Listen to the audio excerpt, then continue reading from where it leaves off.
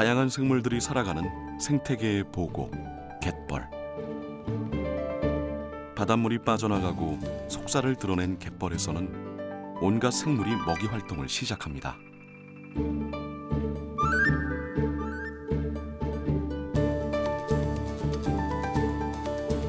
수많은 갯벌 생물들이 살아 숨쉬는 이 땅은 사람들의 삶의 터전이자 철새들의 낙원입니다.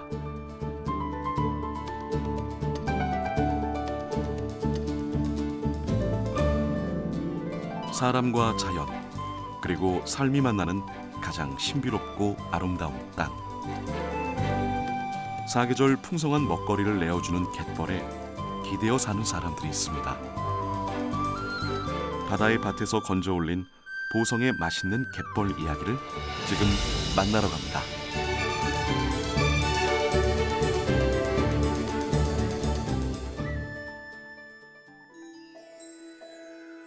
해안가를 따라 드넓게 펼쳐진 대포리 갯벌. 찬바람이 불기 시작하면 갯내음 가득한 벌교를 찾는다는 일명 갯벌 박사가 있습니다.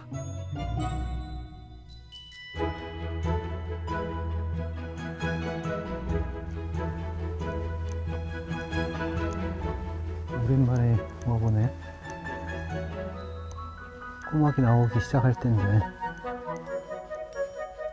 올해도 어김없이 이곳으로 발길이 향했습니다. 주말마다 거의 온다고 봐야죠. 섬을 가거나 아니면 뭐 갯벌을 가거나 바다를 가거나.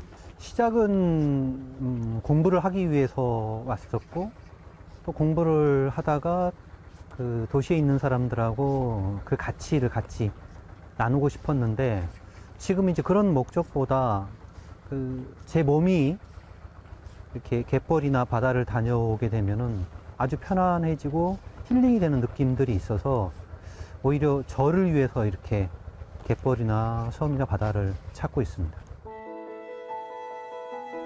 물이 들었다가 나갔다를 반복하며 시시각각 달라지는 변화무쌍한 바다. 썰물로 드러난 회색빛 갯벌 풍경은 보는 이의 마음을 편안하게 하는 묘한 매력이 있다죠. 특히 보성 갯벌은 갯벌의 참모습을 만날 수 있는 곳이라는데요. 어촌 공동체를 연구하는 희귀한 사회학자인 그를 사로잡은 이 갯벌에는 대체 어떤 매력이 숨겨져 있는 걸까요?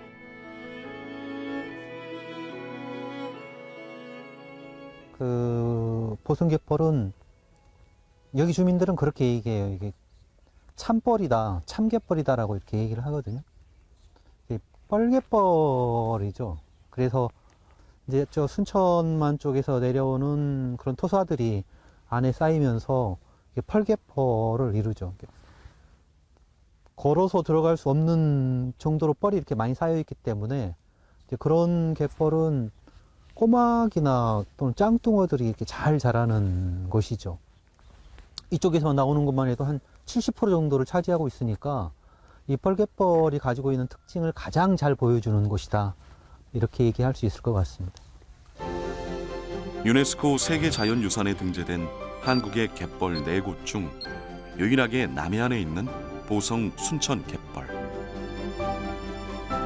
그중 보성 갯벌은 벌교읍 대포리와 장암리 일원에 걸쳐 형성된 반폐쇄형 갯벌로 금강에서 시작된 갯벌 퇴적물의 여행이 마무리되는 최종 종착지입니다. 곱고 미세한 퇴적물이 집적돼 먹이 자원이 매우 풍부한 것이 특징인데요. 덕분에 다양한 갯벌 생물들의 서식지이자 철새들의 보금자리로 생태, 생물학적 가치가 매우 크다고 할 수 있습니다.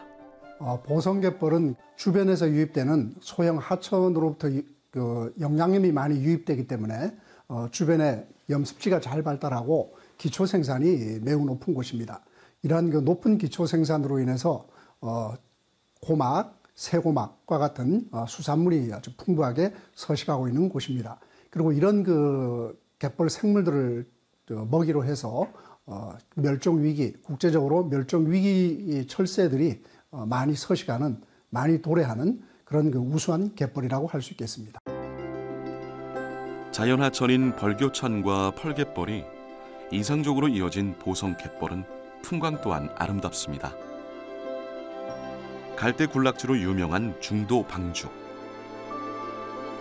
갯벌 습지보호구역으로 지정된 이곳은 천상의 갯벌이 살아 숨쉬는 모습을 감상할 수 있는 곳이죠.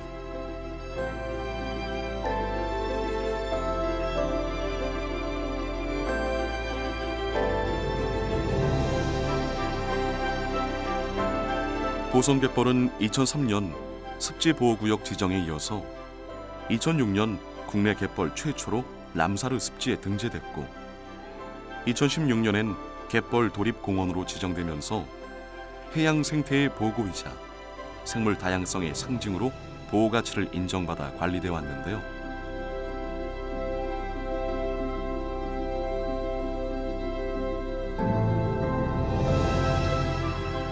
세계유산 등재를 위해 보성을 방문한 실사단은 보성갯벌을 인간과 자연이 조화롭게 살아가는 공간이라고 평가했습니다. 이렇게 탁월한 보편적 가치를 인정받은 보성갯벌은 지난 2021년 유네스코 세계유산에 등재되면서 이제 전 인류의 소중한 유산이 됐습니다. 우리 갯벌은 IUCN 유산 등재 추진단에서 현장 실사 시 세계에서 가장 고운 펄증을 보유하고 또 인간과 자연의 조화를 이루는 최적 공간이라며 극찬을 하였습니다. 또한 국내 최대 2km 이상의 갈대 군락지와 또 칠면초 등 다양한 염생식물이 분포되어 있으며 전국 최대 꼬막 생산지 장도를 품고 있는 보물 같은 곳입니다. 건강한 생태 환경으로 사계절 풍부한 먹거리를 제공하는 갯벌은 식량 공장으로도 불립니다.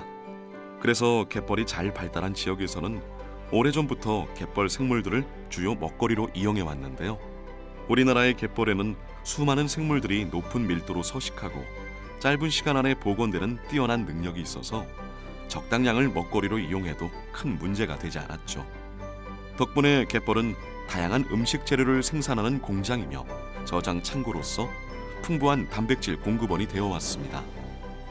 차가운 겨울, 청정 갯벌에서 나오는 수산물 중 으뜸은 겨울 별미, 꼬막입니다. 장도를 품고 있는 벌교 앞바다 여자만은 전국 꼬막 생산량의 70% 이상을 차지하는 꼬막 주산지로 영양분이 풍부하고 찰진 뻘로 이루어져 꼬막이 자라기에 최적의 조건을 갖추고 있습니다. 수산물 지리적 표시 1호가 벌교 꼬막인 이유죠. 뻘배를 타고 갯벌을 누비며 일일이 손으로 캐어 올리는 만큼 몸값이 귀한데요. 이 드넓은 갯벌이 어민들에게는 황금밭이자 삶의 터전입니다. 장도와 해도 요 주변이 아주 갯벌이 이 참갯벌, 뻘갯벌이 아주 발달되어 있고 또 장도가 섬을 보면은 장자가 길다는 얘기거든요. 길다고 하는 것은 해안선이 길다고 하는 것하고 이렇게 물려 있고 또 굴곡도가 아주 높죠. 그래서 그 해안선 그 굽어지는 곳곳에 퇴적물들이 뻘갯벌들이 이렇게 쌓이게 되고 이제 그곳에 이 좋은 그 꼬막이나 낙지나 굴 이런 것들을 만들어내고 이제 그걸 주민들은 잡아서 팔기도 하고 또 만들어서 음식을 밥상에 올리기도 하고 그랬죠.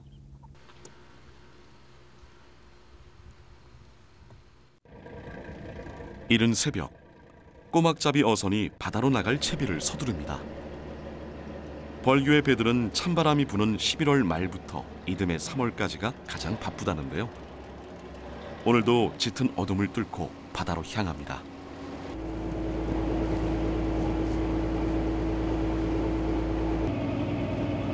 한평생 고향에서 꼬막 어업을 이어온 김영인 씨. 벌교 꼬막의 자부심으로 지켜온 가업을 이제 아들에게 물려줄 차례라고 합니다.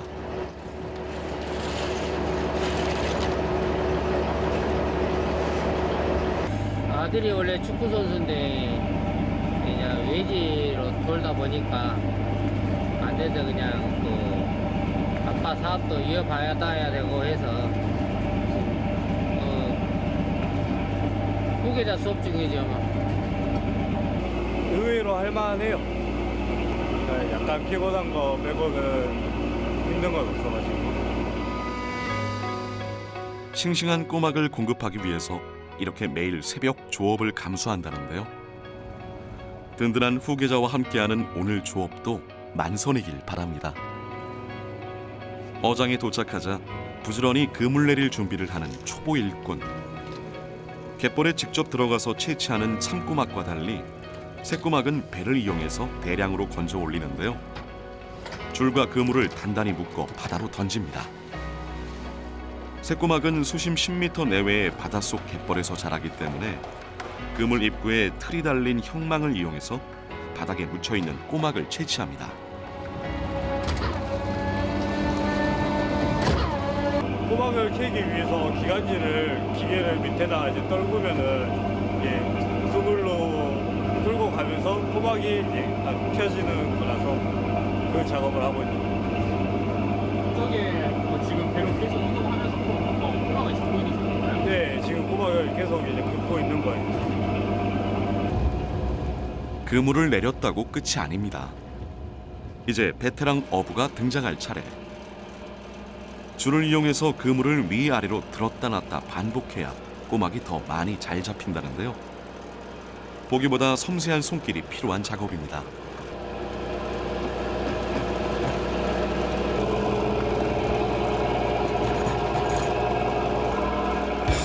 빗속에서도 부자의 찰떡 호흡이 빛을 발합니다.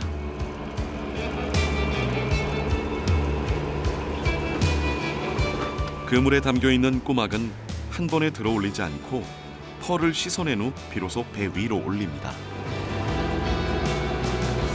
잠시 후 그물을 거두려는 초보 일꾼의 움직임이 빨라집니다. 새꼬막은 매년 봄 양식장에 종자를 뿌리고 가을부터 본격적으로 수확을 시작하는데요. 벌교꼬막의 유명세만큼이나 어민들에게는 생계를 책임져주는 보물 같은 존재입니다. 영양 많고 맛 좋은 벌교꼬막은 날이 추워질수록 더 찰지고 쫄깃해진다죠. 금은 보화를 품은 박이 쏟아지듯 그물에서 배 위로 끊임없이 쏟아지는 새꼬막. 보기만 해도 부자가 된 기분입니다.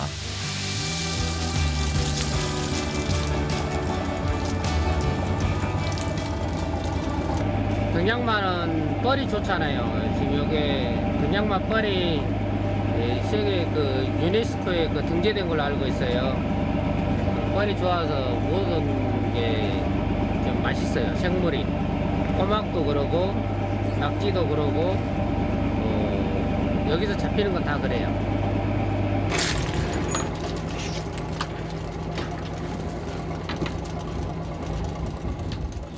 첫 번째 수확의 기쁨도 잠시, 투망 작업은 계속됩니다.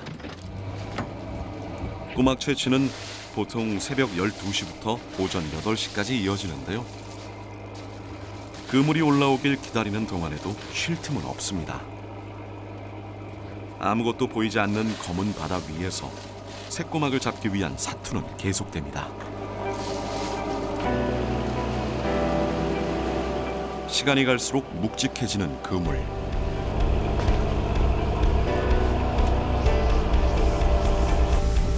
그물 가득 올라오는 새꼬막에 어부의 기쁨도 커집니다.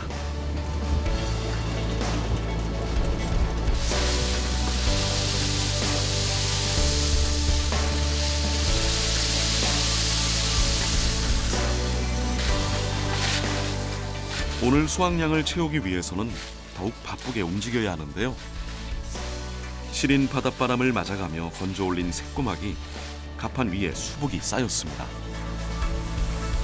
만선의 기쁨을 안고 오늘도 무사히 집으로 돌아갑니다. 하루 작업해서 이렇게 양을 많이 채우면 기분은 좋고 또 배라는 게 좀 위험한 직종인데 이렇게 또 하루 일과를 무사히 마칠 수 있어서 기분이 좋고 어느새 동이 트고 8시간의 긴 새벽 조업을 마친 꼬막잡이 어선이 선착장에 도착합니다.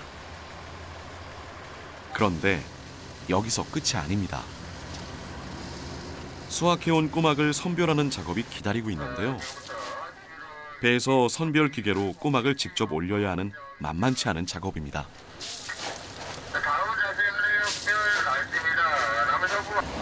선별은 배에서 1차적으로 컨베이어를 타고 컨베이어를 통해서 저 기계에 선별기로 들어가요. 그러면 선별기에서 이게 폐각하고 알맹이하고 이제 걸러주는 작업을 해요. 그 다음에 이제 알맹이대로 빠져나오면 거기에서 20kg 한 망씩 해가지고 망 작업을 하죠.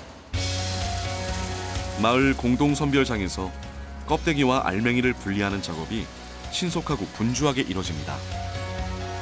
신선도가 생명이기 때문에 잠시도 지체할 틈이 없습니다. 벌교는 전국 꼬막 생산량의 70% 이상을 차지하고 있는 꼬막주 산지로 수산물 지리적 표시 1호라는 자부심을 안고 있는데요. 30여 년 전부터 마을 공동 어장에서 꼬막을 채취해 생계를 이어온 동률마을 주민들 역시 벌교 꼬막의 명성을 이어가기 위해서 많은 노력을 해오고 있습니다. 덕분에 우리 밥상에서 싱싱하고 맛있는 벌교 꼬막을 맛볼 수 있는 거겠죠? 꼬막을 중점적으로 판매하는 여수 상해로 각자 나눠서 갑니다. 이게 각자 큰 대형 상해로 통해서 소형 상해는 거기에서 분업화로 나눠가는 거죠. 한 군데서 다 칠 수가 없어요. 양이 많아가지고.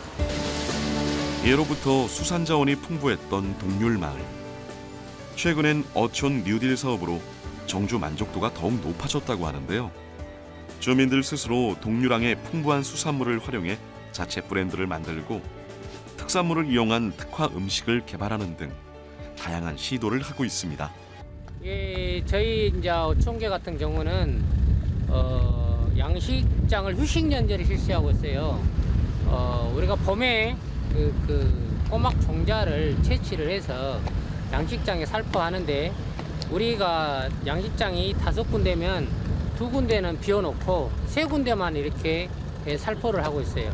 휴식 연재를 실시하다 보니까 꼬막이 더 잘 되고 폐사율이 더 덜하고 그런 걸 유지한 것 같아요. 소중한 바다 자원의 고갈을 막기 위해서 휴식 연재를 선택한 동률마을 주민들. 갯벌과의 공생으로 더욱 풍요로운 삶을 가꿔가고 있습니다.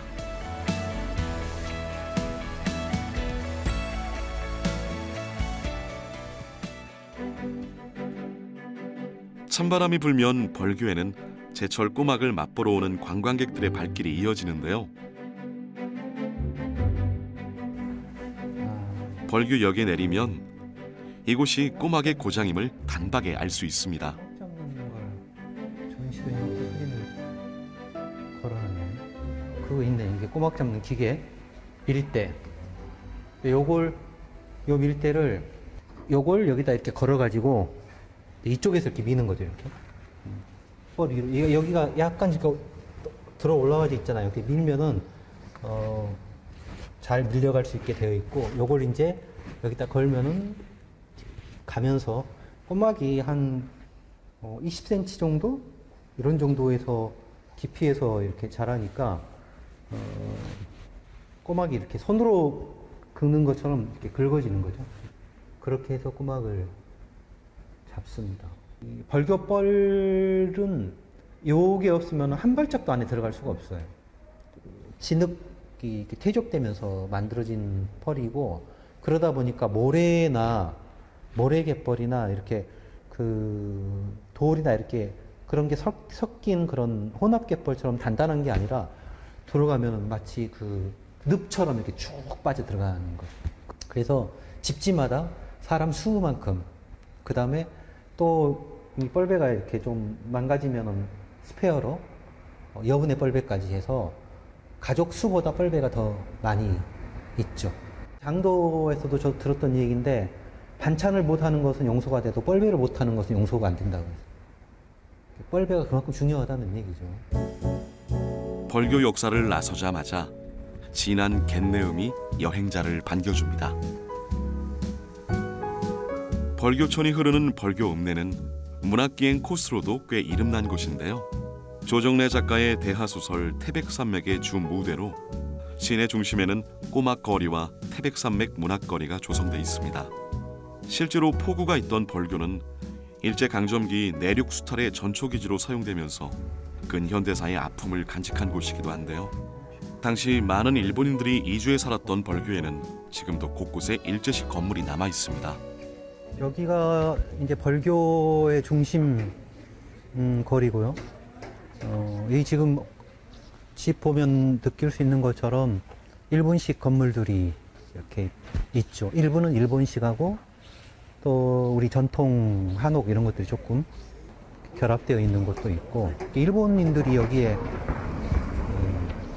들어와 가지고 생활했던 곳이 이제 조금만 더 가면은 뭐 그 김범우의 집, 그다음에 뭐 소화의 집, 금융조합, 그때 당시에 그 태백산맥에 나오는 주요 공간들, 이런 공간들이 다 여기에 이렇게 배치되어 있어서 그래서 태백산맥 문화의 거리라고 이렇게 부르고, 또 여행 오는 사람들이 이 벌교역부터 시작해가지고 이 거리를 태백산맥 문학관까지 포함해서 이 거리를 주로 이렇게 돌아보고, 그리고 꼬막 비빔밥, 꼬막 정식 이걸 먹고 뭐 이런 그 동선으로 이렇게 여행을 합니다.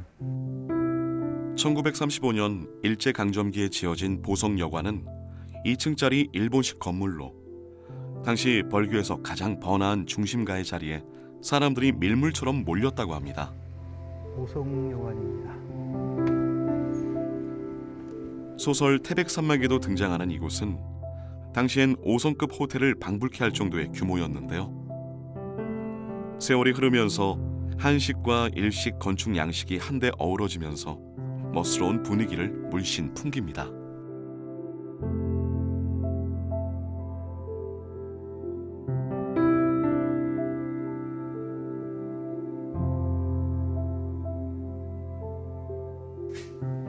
여기가 이렇게 일본 주택들 보면은 가운데에 이렇게 그 햇볕이 들 수 있는 중정 가운데가 이렇게 있고, 딱 그 정원들이 이렇게 꾸며져 있잖아요. 이런 것들이나 이런 다다미방 같은 경우에는 아주 전형적인 일본 특징들을 잘 보여주는 곳인데 한번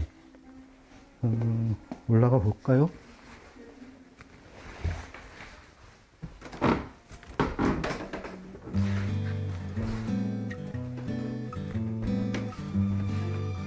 그대로네요. 나무로 해서 계단도 해놓고 마루도 그러고, 안에가 다다미로 그대로 있나 모르겠어요. 옛 모습을 그대로 간직하고 있는 보성여관은 등록문화재로 지정돼 관리되고 있는데요.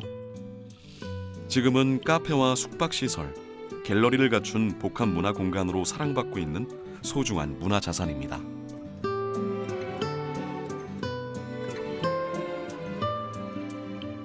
이렇게 격식을 갖춰놓고 그 여관을 했던 곳들은 찾기가 쉽지가 않죠.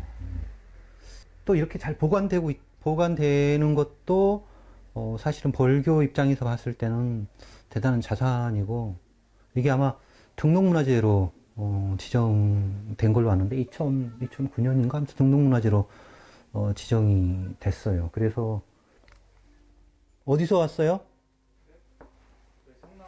성남? 경기도? 어떻게 알고 온 거예요? 벌교는 처음 오는 거예요? 네, 처음 왔어요. 어떻게 여수로 왔다가 벌교로 네, 차를 가지고? 아니요, 그 무궁화 타고 왔어요. 아, 기차? 네, 괜찮던가요, 기차? 네, 괜찮아요. 그 얼마 안 걸려서 1시간 정도 안 걸려서. 벌교는 어떻게 오게 된 거예요? 꼬막 먹으러 왔어요. 꼬막 먹으러? 네. 아, 순전히 꼬막? 네, 꼬막 때문에? 그냥 먹으러 왔어요. 네. 아무 생각 없다가 그냥. 여수도 맛있는 거 많이 있는데. 그쵸. 근데 네. 아, 꼬막이 겨울에는 꼬막? 꼬막 먹으려고 유명하다고. 유명하다고 해가지고 시간이 나서. 아, 그렇고 잘 왔네. 지금 딱 꼬막철이니까. 네네. 재밌게 놀다 가세요. 네네. 네. 꼬막철, 사람들의 발길을 사로잡는 곳이 있습니다.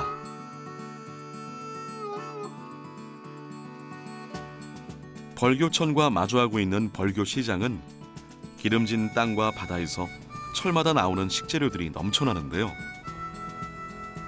역시 가장 눈길을 사로잡는 건 벌교 갯벌과 바다에서 직접 잡은 싱싱한 수산물입니다.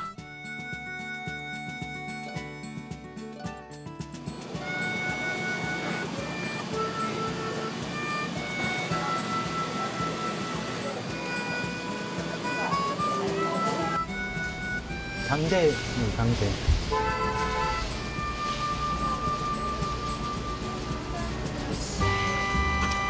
크네요.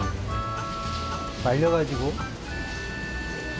이렇게 말려가지고 구워 먹어도 맛이 있고 생물로 해가지고 미역국을 많이 이렇게 끓이더라고요. 최고로 맛있다고 미역국을 많이 끓이는 거. 간재미. 이제 간재미도 겨울철에 맛이 들기 시작을 하죠. 간재미. 우와. 안녕하세요. 네. 딱 구분을 해놨네. 네네. 핏꼬막, 새꼬막, 참꼬막. 네. 참꼬막은 참꼬막? 벌교 대표 꼬막 자연. 제일 비싸고. 네. 그러죠. 현재는 가격이 좀 제일 비싸죠. 제일 비싸죠. 네. 지금이 철인가요? 제철이죠. 제철. 제일 맛있어요. 아, 조금 더 추워져야 되는. 아니에요? 지금이 제일 맛있어요. 지금 제일 맛있을 네. 때. 이거 딱 보면은 벌교 꼬막이다 아셔요? 참꼬막은 자신하죠. 아, 벌교 딱 보면 꼬막이에요. 벌교 네. 꼬막이라고. 벌교 참꼬막은 골이 깊고요. 껍질이 아. 굉장히 단단하고. 이렇게 골이 네네, 깊다고. 골이 깊어요. 새꼬막은 골이 민들민들해요. 요게. 네네. 비교해서 보니 확실히 다르네요. 얘는 옛날에 얘만 제사에 올렸다면서요? 그렇죠. 근데 지금은 그렇지 않아요. 비싸니까. 네, 너무 비싸니까. 너무 비싸니까 조상님도 알아주겠지. 예, 하셔요, 많이. 참꼬막, 예. 참꼬막은 지금 1kg에 3만 원이고요. 1kg 요? 여기 지금 2kg에 6만 원인데. 네. 1kg만 하시면 1kg만, 예, 요거. 다른 것도 샀으니까. 네네. 요거 맛도 봐야지. 이렇게 지금 다 살아있거든요. 싱싱하네. 그럼요. 이거는 뻘배 가서 이렇게 잡는 거예요? 네. 요거는, 얘는 배로 이렇게 평방, 긁어서 잡고요. 긁어서 하는 거고. 이거는 이거 뻘배 타고 그 어머니들이 하나씩 손으로 잡아야 되는 네, 거예요. 그래서 양이 별로 없어요. 물때에 따라서 또 조금에는 안 나와요. 아. 꼴이 나갈 수가 없으니까 물이 맞다, 빠지면. 물이 빠져야 되니까. 네네. 다리. 있습니다. 네, 고맙습니다. 네. 갯벌의 보물이라는 벌교 참꼬막까지 알뜰하게 장을 본 후 향하는 곳은 과연 어딜까요? 벌교는 꼬막이나 생선이나 이런 걸 사가지고 그 식당에 가면은 바로 조리를 해주는 집이 있어요. 반찬 좀 내주고 반찬값하고 이렇게 내면은 꼬막은 바로 삶아가지고 해주고 생선도 구워가지고 식사를 할 수 있게 해준다고. 여기 있네. 벌교 시장의 명물 초장집이라고 불리는 식당입니다. 안녕하세요. 아, 예. 꼬막 사가지고 왔는데. 네네. 꼬막 삶아주나요? 네네.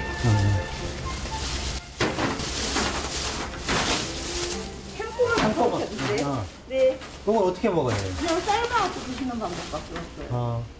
밥이랑 먹으려고 하는. 그러면 이제 까가지고 네. 그 맨밥에 절여 드시는 거. 우리 보통 그 왜 초장 야채 해가지고 이렇게 버무려서 먹는데. 이거는 새꼬막. 아, 그건 새꼬막이고. 네, 새꼬막은 이제 전도 드시고. 어. 이제 이것도 된장국은 되는데 짜요.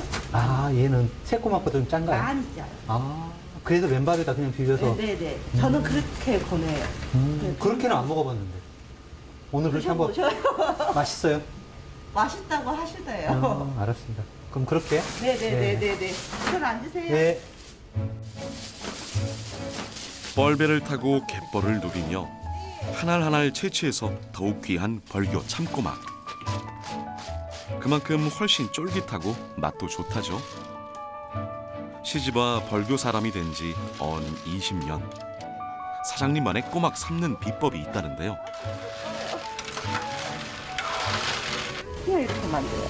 물을 그렇게요? 네, 저는 그래요. 꼬막을 이렇게 만들면 뜨거워요. 이렇게 만지면 뜨거우면 익었다 싶으면 이렇게 까봐요. 익었네요. 이렇게 익어요. 와, 정말 탱글탱글하네요. 꼬막을 오래 삶으면 살이 질겨져서 맛이 떨어진다고 하는데요. 쫄깃하고 탱탱한 식감과 달큰하고 짭조름한 맛을 자랑하는 벌교 참꼬막. 그 옛날 임금님 수라상에도 올랐다니 그 맛이 기대됩니다. 꼬막 까는 거고 뒤에 네네네. 이 고래 넣고. 얘는 이렇게 깠는데. 그렇죠. 옛날에 그게 다 손톱으로 깠죠. 우선 드셔보세요. 알겠습니다. 옛날에 이건 손톱. 옛 추억을 떠올리며 본격적으로 꼬막 가게에 나서 보는데요. 사실 꼬막은 별 양념 없이 데쳐 먹기만 해도 맛있죠. 쫄깃한 식감과 함께 갯벌의 풍미가 입안 가득 퍼집니다. 짭짤한데요? 많이 짜지요. 뭐 저는 익숙해서 괜찮은데 그래도 짜요. 많이 짜요, 참고만. 이 뒤에 뭐 당기는 맛이 좀 있어서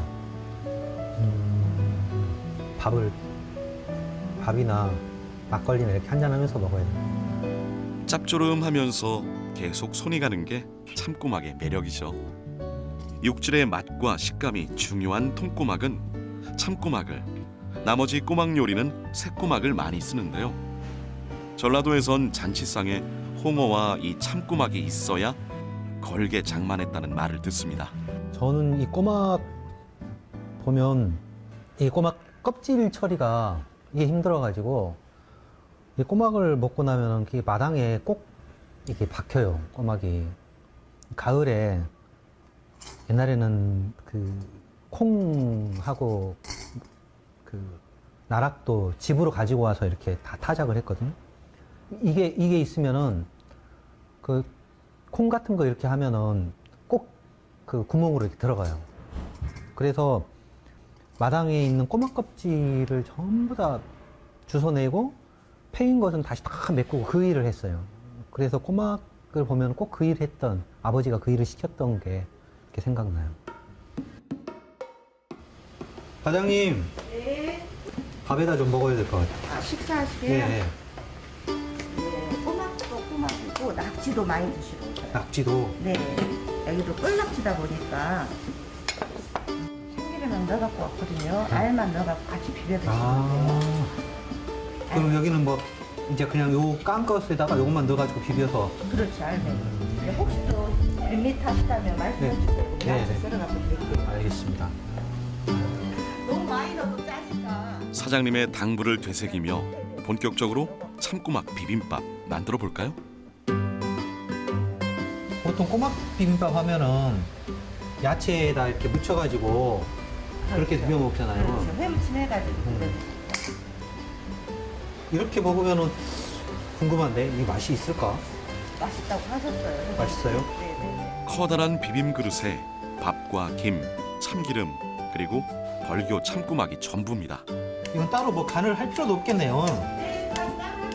참꼬막 비빔밥, 과연 어떤 맛일지 궁금합니다.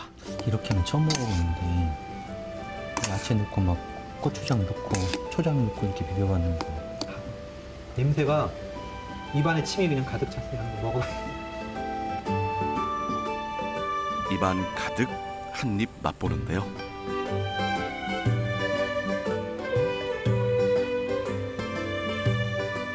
꼬막 본연의 참맛이 느껴집니다. 야채를 안 넣은 게 훨씬 그 꼬막 그 맛을 더 느낄 수 있는 것 같아요. 그 초장이나 막 이런 것 안 넣고 꼬막하고 흰밥하고 참기름만 딱 넣어서 먹으니까 야채를 섞는 것보다는 저는 훨씬 더 나은 것 같아요. 이거 사장님 이거 좋은데요? 네? 이거 좋아. 맛있죠? 네. 예, 전부 다 그렇게 드신 분들은 다 맛있다고 하시네요. 이거 야채 넣은 것보다 네. 훨씬 더 좋은 것 같아요. 저도 야채 넣지 마시라고 하시는데 그래도 넣으신 분들이 있어요. 넣어달라고. 그 이제 그 전에 익숙해져 있으니까 야채 넣는 것에. 그렇죠. 그러면 어쩔 수 없이 옆에 있는 상추 갖고 와갖고 썰어 드릴게요. 그러면 이제 상추 넣고 이렇게 나물 넣고 그러고 드셔요. 이 참꼬막이 많이 비싸졌어요. 참꼬막이 비싸진 지가 오래됐어요. 오래됐어요? 예, 그렇게 수작업을 하다 보니까 비싸요. 그리고 지금은 그 작업한 할머니들도 없고 나이가 들어가지고 이제. 그렇죠. 젊은 사람은 이제 안 하니까. 그럼 이제 그분들 돌아가시면 누가 하지? 시집 가서 맛조개 잡은 거라고 어머니가 하신 걸 보셔서 너무 힘들어요. 근데 그 맛조개하고 꼬막하고 작업이 힘들다고 하세요. 지금 못 하셔요. 힘들어갖고. 제주도에 물질하는 그 사람을 만났는데 물질하는 것보다 뻘짓 하는 게 제일 힘들어요. 네. 뻘에 가서 하는 것이 해녀들 물질하는 것보다 서너 배는 더 힘들다 이렇게 얘기하더라고요. 그게 다 저희 어머니가 했는데 지금 못해가지고. 전수를 받아야 되는 거예요? 아니요, 저는 못해요. 널 자체를 못해요. 저희 집에 삼형제가 있는데 딱 둘째만 널 타지, 첫째하고 셋째는 널을 아예 못해요. 그래서 제가 그 널배 타는 거 보면서 아 이거는 기술로 타는 게 아니라 세월로 타는구나. 네네. 아, 이건 요령도 있어요. 그 요령이 세월이지. 아, 그러나. 네. 요령이 세월이죠. 그래서 이건 힘으로 타는 게 아니라 네네. 세월로 타는 거라. 맞아요. 어머님들이 고된 세월로 알알이 건져 올린 벌교 참꼬막. 이 귀하디 귀한 맛을 앞으로도 오래오래 맛볼 수 있길 바랍니다. 귀한 몸값을 자랑하는 참꼬막은 맛이 좋을 뿐만 아니라 단백질과 필수 아미노산과 같은 영양분이 풍부해서 건강에 좋은 식품으로도 꼽힙니다. 참벌. 이 참자는 아무 데다 붙이는 건 아니거든요. 우리가 참깨, 참숭어, 참돔 다 이 귀하거나 지역에서 가장 많이 먹는다고 하는 것은 많이 나기도 하지만은 맛있다는 얘기이기도 하거든요. 참꼬막이라고 우리가 부르죠. 그리고 벌교 사람들은 그 꼬막이 자라는 곳을 참벌이라고 이렇게 불러요. 그래서 더 그 깊은 맛도 있고, 이제 전라도 얘기로 한다고 하면 개미가 있다고 그러죠. 깊은 맛도 있고, 이렇게 깠을 때 거기 안에 그 우리가 피라고 하잖아요. 피, 철분, 헤모글로빈 그것도 훨씬 더 많이 이렇게 그 담고 있고 그러는 것 같아요. 그래서 제 생각에는 그래서 맛있는 것 같아요. 벌교 참꼬막 참 맛있게 먹었습니다. 우리나라처럼 갯벌 생물들을 먹거리로 이용하는 음식 문화를 가진 나라는 세계적으로도 드문데요. 그 음식의 종류도 다채롭습니다. 이게 바로 한국의 갯벌이 가진 생물 다양성의 증거가 아닐까요? 그 중에서도 유난히 특이한 생김새로 눈길을 사로잡는 이것. 짱뚱어입니다. 청정 갯벌에서만 사는 짱뚱어는 하루 서너 시간 썰물로 갯벌이 드러나면 그 모습을 드러내는데요. 화려한 등 지느러미를 활짝 펴서 갯벌 위를 나는 순간 전통 방식인 홀치기 낚시로 재빨리 낚아 잡습니다. 그 생김새가 얼마나 특이했던지 조선시대 말 정약전이 지은 자산 어보에는 눈이 튀어나온 모양을 두고 철목어라고 기록하고 있습니다. 보성 갯벌의 또 다른 명물 짱뚱어 탕을 맛보러 다시 벌교를 찾았습니다. 벌교는 꼬막도 유명하지만은 짱뚱어가 또 만만치 않습니다. 그래서 짱뚱어탕 사람들이 많이 찾고 있고, 또 짱뚱어가 나는 곳이 요즘에는 갯벌이 흔하지 않아서 여기서 또 짱뚱어를 만나보면 좋을 것 같습니다. 이 짱뚱어, 이게 지금 짱뚱어인데 지금은 겨울잠자로 다 들어가 버려서 볼 수는 없는데 짱뚱어탕을 한번 먹어보겠습니다. 짱뚱어탕은 갯벌이 많은 서남해 지역의 전통 음식으로 튀김이나 구이, 회로도 먹지만 탕이 메인 요리인데요. 40여 년 가까이 한자리를 지켜온 가게의 역사에서 지역 고유의 음식으로 오랫동안 사랑받아왔다는 걸 알 수 있습니다. 뭐가 이렇게 많이 나온다요? 원래 짱뚱이에 나와요. 이렇게 나와요? 정식하고 똑같이죠. 정식하고 똑같이? 네, 반찬은 정식 맞다. 반찬하고 똑같이죠. 겁나게 많아 보이고. 역시 전라도 인심입니다. 탕을 특별하게 잘 끓이는. 탕을 잘 끓여요 집이. 제일로 먼저 시작을 했어. 벌교에서. 벌교에서. 짱ting이 탕을. 얼마나 됐다요? 35년. 35년. 35년이면은 이 집 보면은 그 예사롭지가 않아요. 이게 옛날 집에다가 덧대고 막 해가지고 그 마치 손때에 묻은 것처럼 음식도 딱 그렇게 나오는 거예요. 이거는 송어젓. 송어젓에다가 새꼬막이 나오고 그 다음에 뻘떡게 무침. 이거 대갱이 아닌 대갱인가? 지포. 대갱이 비슷하게 생겼네. 요거는 무슨 젓갈이다요? 창난젓. 요거는 쭈꾸미를 해안가 저기 필요해 나니까. 일부러 좀 갖고 왔구나. 그렇지. 요것이랑. 요 두 개는 고맙습니다.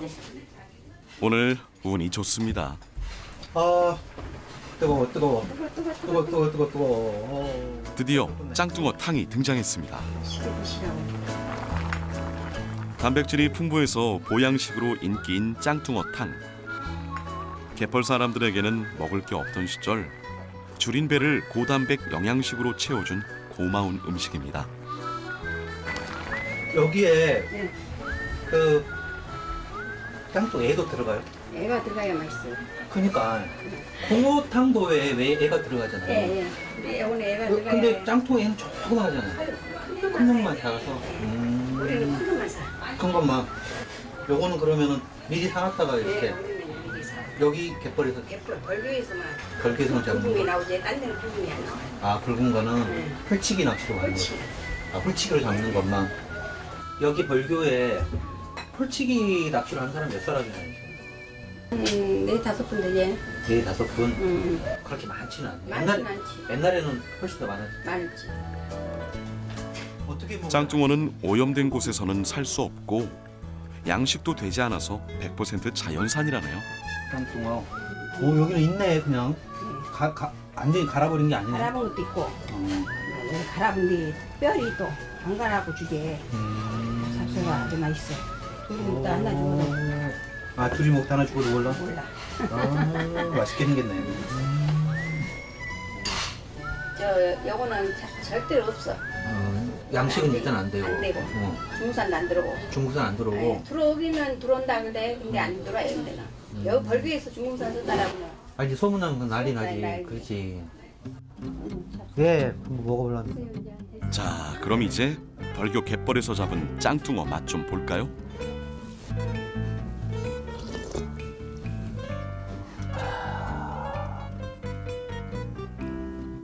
진해. 추어탕과 비슷해 보이지만 맛이 더 깊고 그윽합니다. 짱뚱어를 갈아서 이렇게 넣기도 하는데 여기는 이렇게 통째로 넣네. 여기 지금 살이 짱뚱어는 뼈 척추 가운데로 해서 좌측 우측 이렇게 2점 나오죠. 2점. 회로 먹어도 2점 나오죠. 이게 한 점인데 아주 귀한 짱뚱어네요. 그래서 더 맛있을 수밖에요. 저는 그 시골에서 곡성 시골에서 자랐는데 나락을 피고 나면은 그 아버지가 미꾸라지를 잡았어요. 미꾸라지. 그때 미꾸라지는 커요. 이렇게 통통하고. 근데 그걸 그 솥에다 넣고 푹 끓이면은 그때 이제 아버님 그런 얘기 하고 입에 쫙쫙 들러붙는다 이런 얘기를 하거든요. 근데 이거는 그렇게 딱딱 달라붙은 것 같아요. 일단 진하고 먹고 나서 그 국물의 진하기가 그 아버지가 표현했던 것처럼 입에 딱딱 달라붙는 그런 맛이 좀 있는 것 같아요. 벌교 사람들은 이 짱뚱어 덕분에 보릿고개를 전혀 모르고 지냈다고 하죠. 그래서 지금도 귀한 손님이 오면 짱뚱어 탕을 대접하고 지치고 힘든 일을 한 다음에는 짱뚱어탕으로 몸보신을 한다고 합니다. 갯가 사람들의 희노애락을 함께 해온 짱뚱어탕. 갯벌의 고마운 선물입니다. 그 지역에 이렇게 맛이 와가지고 지역의 맛을 느낄 수 있다고 하는 것은 여행하는 사람들에게는 매우 매력적인 곳인 것 같아요.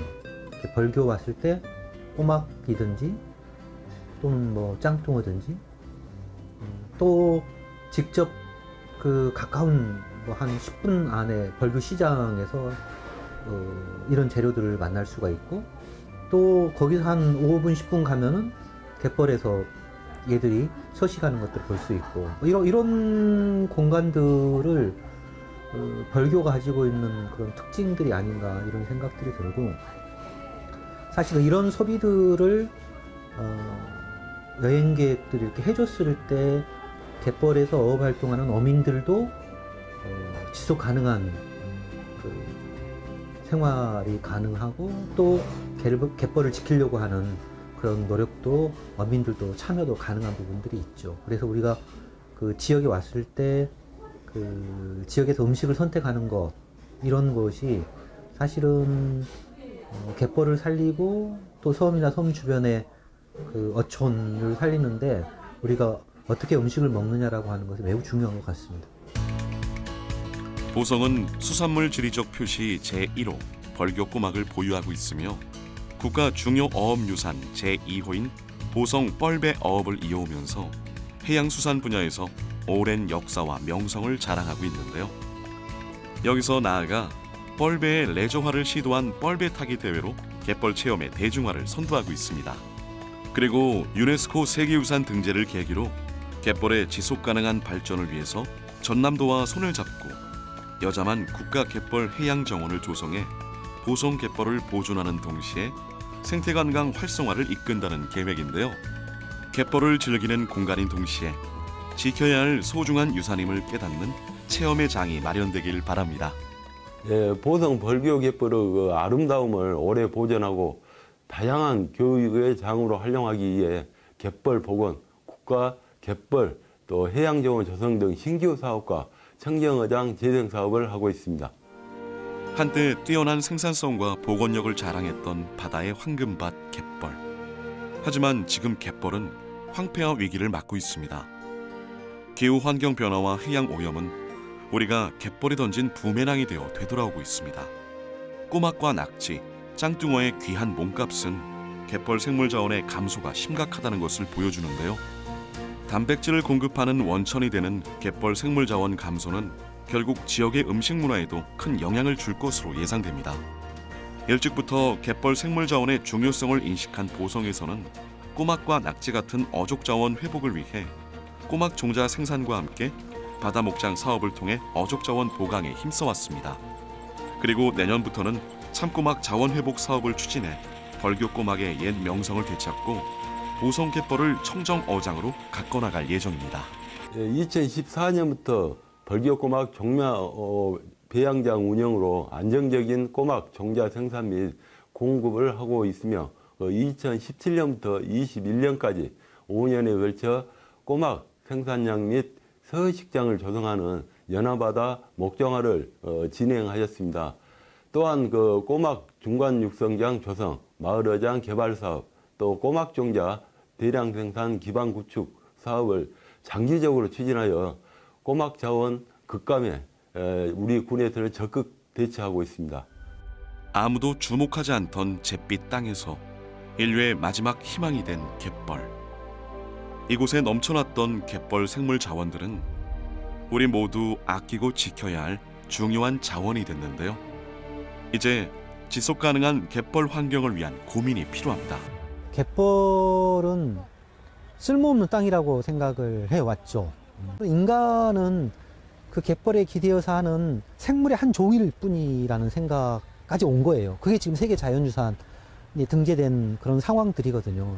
갯벌에 오는 새들에 대한 존중도 필요한 거고 갯벌에 사는 생물들에 대한 존중도 필요한 거죠. 인간 중심의 사고를 버리지 않으면 지속되기가 좀 어렵겠다 이런 생각이 듭니다. 수산 생물들의 한 80% 정도가 일생 동안에 그 갯벌을 직간접적으로 이용한다고 합니다. 그런 의미에서 볼 때 갯벌에 사는 생물들은 연안 생태계뿐만 아니라 더 나아가 외양에 있는 해양 생태계 전반에 생산성에 큰 영향을 미치는 중요한 역할을 하고 있다고 할 수 있습니다. 우리가 잘 가꾸고 보존해서 후손들에게도 갯벌을 물려줌으로써 그들도 이와 같은 좋은 그 자연 환경을 이용하고 또 지속 가능하게 활용할 수 있도록 해주는 것이 우리의 의무라고 할 수 있겠습니다. 보성 갯벌은 인간과 자연이 조화를 이루며 살아가는 공간입니다. 갯벌이 세계 자연유산이 된 것은 언제나 생명이 숨쉬는 소중한 가치를 인정받은 건데요. 이 아름다운 생태계의 보고, 갯벌을 지키는 것은 지구와 인류를 지키는 일입니다. 인간과 자연이 공존하는 보성 갯벌. 우리가 함께 지켜야 할 소중한 세계유산입니다.